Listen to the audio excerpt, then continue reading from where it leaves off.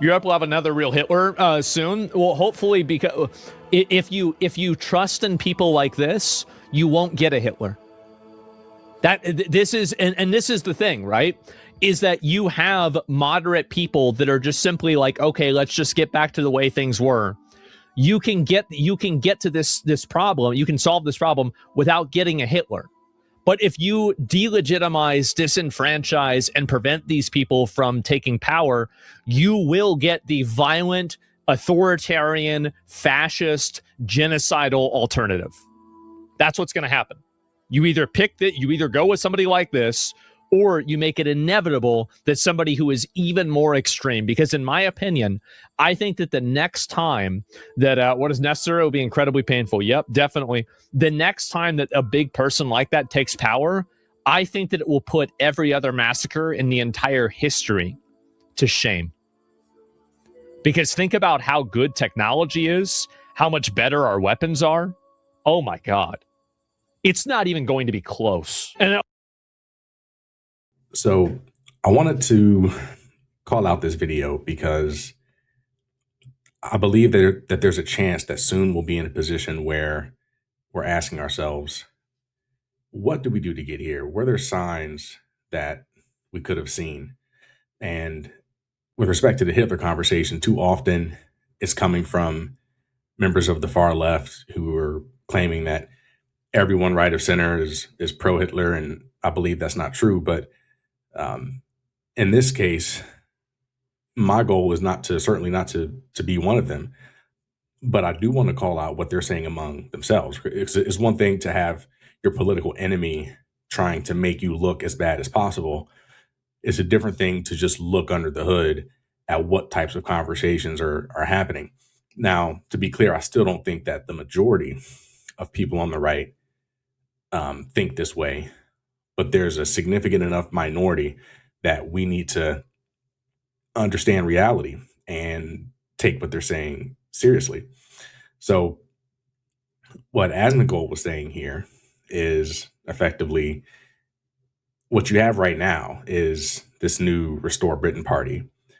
And if this version of the right wing fails, then what's inevitable is a much more brutal, authoritarian, fascist, Hitler-like version of it. And this is kind of the mainstream, I would say, view of what his chat is saying. And I think that's what I really want to focus on in this video. Is not Asmongold himself. He's just one person, right? But what's the discourse? What's the Overton window within his chat look like? And for anyone who's not aware, it's like the Overton window is like the bounds of reasonable discourse, that, you know, the bounds of like acceptable opinions. So what he's saying, I think, is the most popular, which is we don't want to go there now.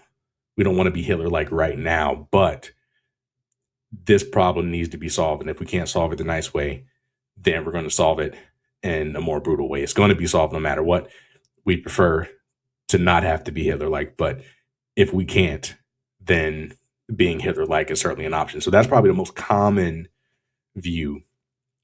But there's another view, which is the people who are already there. Now, this is probably, I'm guessing, 10% of his chat, maybe. Now, this is so extreme and so unpopular that if 10% are willing to speak up about it, the real percentage could be, you know, multiple times that. It could be maybe 20% or 30% or something like that. And while that may not seem like such a big deal, you know, if you know, 10 to 20% of conservatives believe something, especially if you're talking about it in the context of the United States, if you just get to a majority of conservatives, or at least a majority of primary voting conservatives, you can now end up with that person on top of the ticket, right? So it doesn't need to be a majority of all people. It just needs to be enough or as close to plurality as possible, or maybe a high plurality within the conservative party, that if you reach that type of percentage, you know, almost 50% within the conservative party, that could be enough to win a primary. And if you win a primary, now it just becomes your general left versus right in a national election. So even though the number may not seem high, at like 20 or 30% of conservatives. If it just gets another, 20, 30%, now you're in real national election territory. So again, my goal for this video is just to kind of call out what they're saying, right? It's not me calling them that. This is what they're going to talk about themselves. So let's jump into some of the images that I have here. So this first one, politicians have been kicking this issue down the road for years now, and we are being forced to confront them.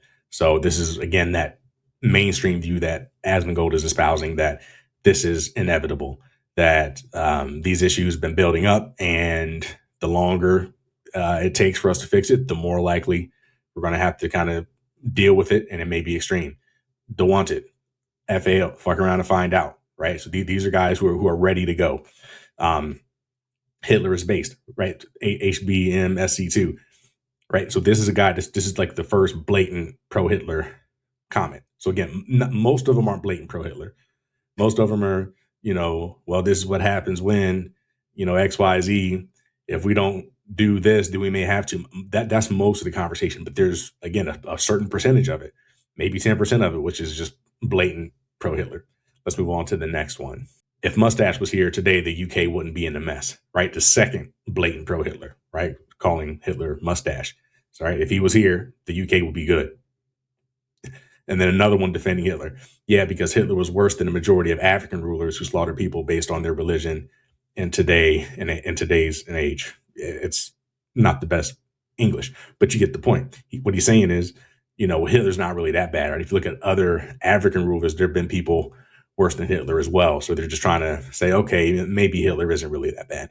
And this reminds me of a very good video from a guy named Dark Matter 2525, where he points out that though the right will be very judgmental, so talking about the far right, about other countries, they'll call them shithole countries or whatever, they'll criticize them, but at the same time, they want to be just like them, right? They'll see a country they'll call a shithole that is pretty much ethnically homogenous and theocratic, and they'll call it a shithole, but then what they want is ethnic homogeneity and theocracy as well. It's just white homogeneity and Christian theocracy. So they really pursue the same policies of the third world. The only difference being that they're white, the skin color is different, but the actual ideas are the same, which is, I find, kind of sad and ironic,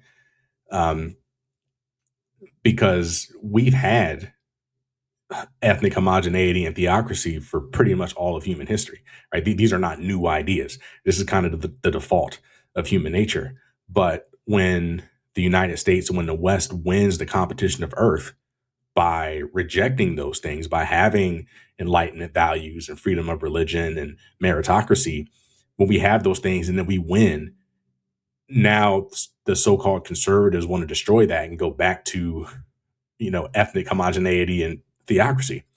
It really makes me sad, because I would hope that the conservatives want to conserve their own civilization, but they don't. They want to just conserve their skin color, right? They're putting the skin color over civilization, and they'll claim that the two are one and the same. And I think that's a bigger conversation. So I won't go there, but there is a video from Dark Matter 2525 where he talks about that. I may cover that later, but he makes a good point that they'll criticize the other countries and then pursue almost identical policies to those other countries.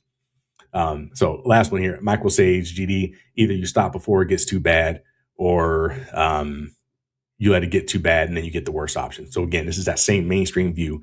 You either have to deal with it now, and if you don't deal with it now, when we deal with it later, it will be Hitler-like, and it's your fault, basically. Like, this is what's coming if we don't deal with it. So I don't know if I call it a threat. It almost seems like a threat, because they're the ones that will be doing it, right? Like, you can say, if you can say it as like a passive matter of like analysis.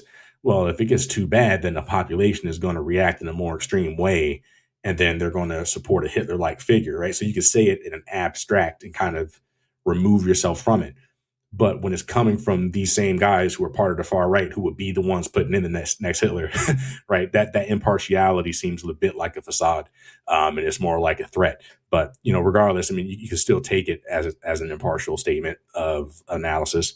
But what they're telling you is Hitler's coming, right? If we don't make a significant change now, and they claim Donald Trump isn't good enough, and I'll show that clip later, then Hitler's what's coming next. And this is not what liberals are spreading about them. This is what they're telling us directly when talking to themselves, really. Next one here. It seems like they use the Hitler spiel every time a white country just wants to stay Christian. So again, more ethnic homogeneity, more theocracy. And then here's another thing, right? So a white country, what is a white country? So if you're talking about Europe, it's a lot clearer, when you say white country, no, even though they may not appreciate that, at least not all of them may not appreciate that characterization. But when I think about the United States, do they think the United States is a white country? I don't think there's no true or false answer to that necessarily. It's kind of comes down to the individual. But someone like me, I was born here. I wouldn't be the first one they come after. I'm a black guy, but I have white in my family, so I'm a light skinned black guy. So while I may not be the first they go after, right? Even somebody like me, I could be a target. No, which is funny because I kind of remind myself of Nick Fuentes. Nick Fuentes was probably the head of the white nationalist movement. He's a Mexican, right? Like that's funny to me, right? Like the head of the white nationalist movement is a Mexican because his dad's Mexican, right?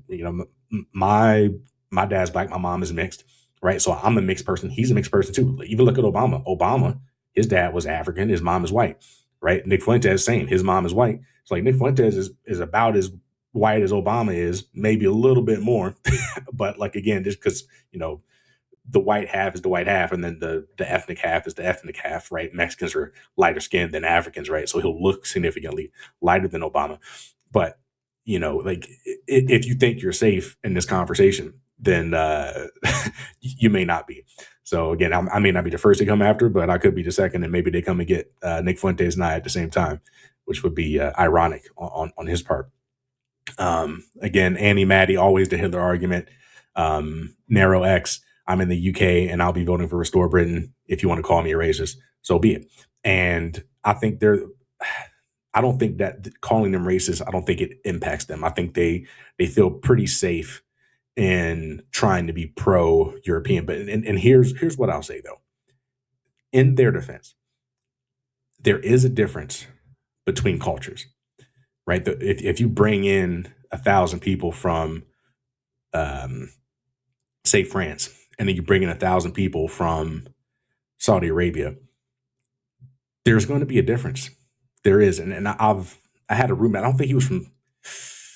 It might have been Saudi Arabia. It was one of those Arab countries. I'm not sure. I lived with one when I was doing my internship in Chicago.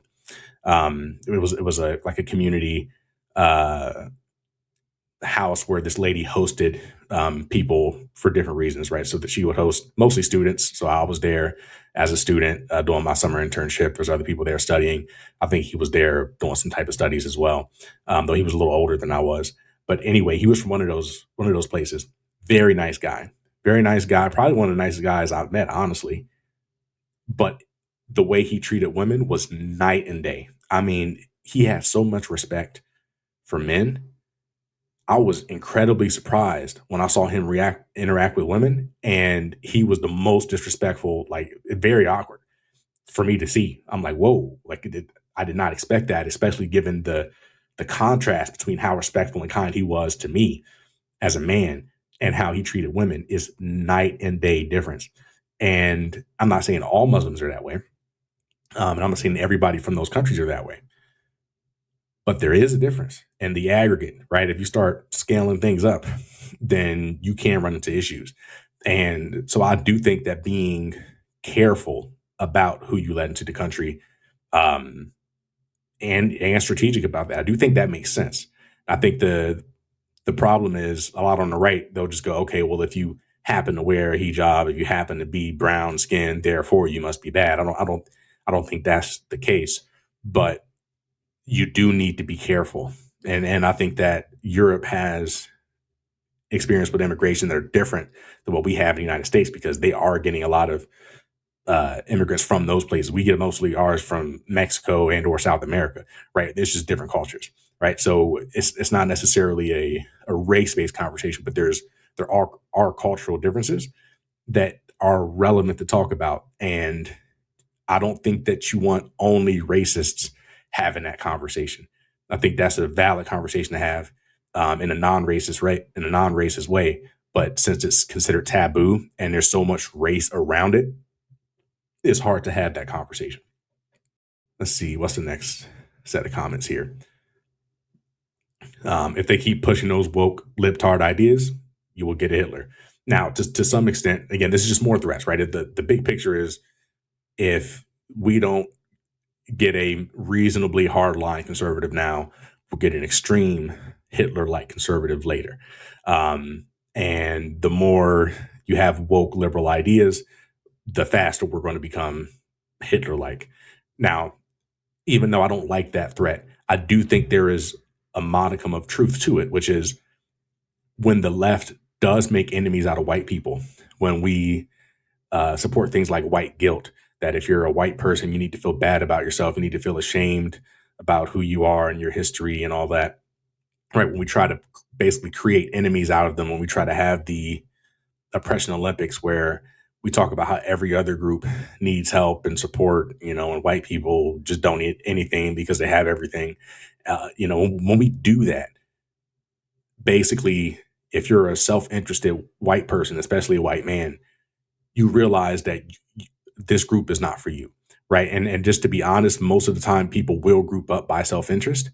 And if we're clearly putting them at the bottom of the food chain and blaming them for everything, then they cannot work with us, right? We're going to force them to basically be our enemies. So I do believe that he has a point that we should be friendlier with them and show them more respect. I think that will lead to a scenario where fewer of them feel driven to be over there. Now, I know a lot of people on the left are not going to like me saying that. It'll feel like I'm taking a weak position. But I think it's a matter of, do you want to be effective or not? And if you want to really slow this movement down, then friendship and understanding is the way. If you want to find a reason to continue hating them, if you want to justify some sort of upcoming civil war violence, then yeah, you can continue painting them to be the worst people possible and then see what happens when conflict breaks out. But if you want to avoid that, then being friendly, approachable, and not blaming them, because even if, white people in general do have a lot of power, that doesn't mean that the individual white person you're talking to does. And they can start to feel like they're at the bottom of, whatever type of affirmative action, oppression Olympics type game. And they just don't want to play that game. They don't want to hear about how privileged they are when they feel pretty broke themselves. So I do think the left we can try to stop pushing them over there.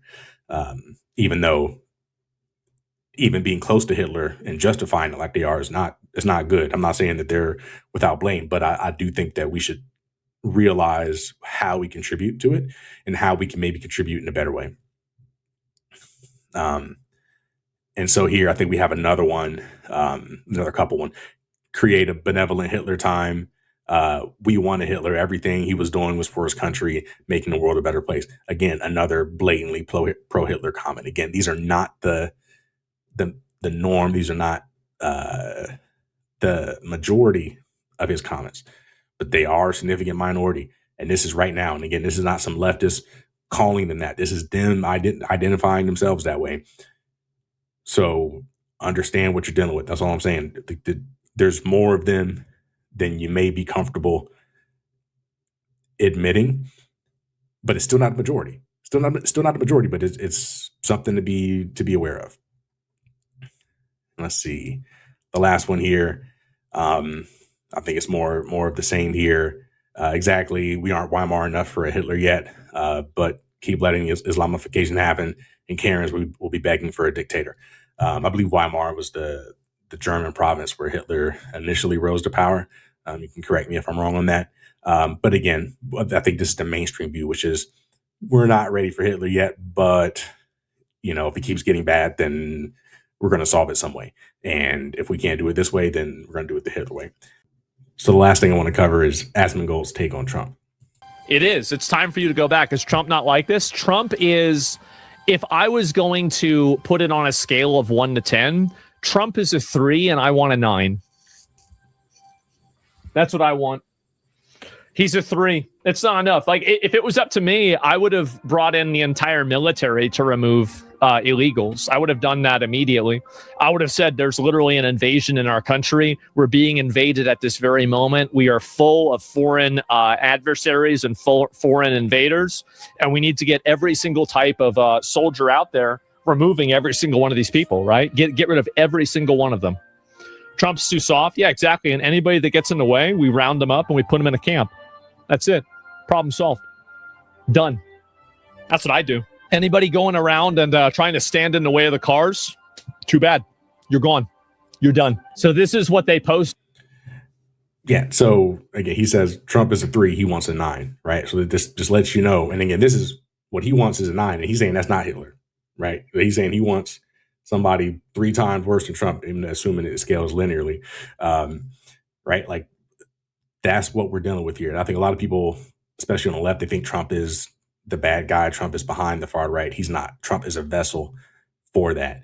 And he's the current vessel, but even he's falling out of favor right now, especially with the Epstein stuff going on. So there's certainly danger for someone who is more intelligent than Trump, maybe more generally likable, and more dastardly, someone who's really going to be more effective at getting things done. That's a possibility. That's what we may see after Trump. So just because Trump may be gone soon, do not relax on the side of the left. We could see something worse, and I think that the right is looking for something worse. And when I say worse, I don't mean someone who is as repulsive as Trump. I mean, really, honestly, I mean the opposite. Someone who's actually more likable. And this guy is reasonably likable here. So I haven't shown any clips from him yet, but I'll show this. And he comes across in a pretty decent way. So I'll go ahead and let him speak here. On a farm, you don't think in election cycles or headlines or polling. You think in seasons.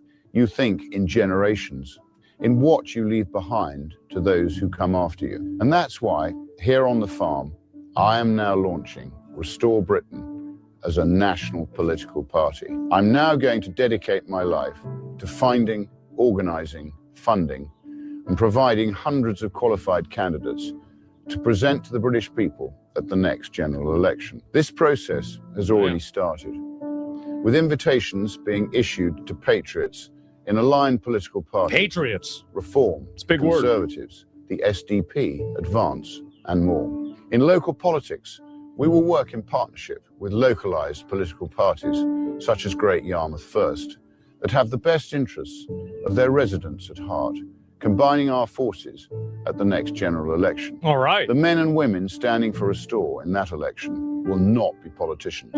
I promise you that. Oh, wow. They will not be failed ministers. I wonder who he's talking about. Tainted by failures of the past. I wonder who he's talking about. They will be from business, from the military, from science, from medicine, from education, from industry, representing real communities up and down the country.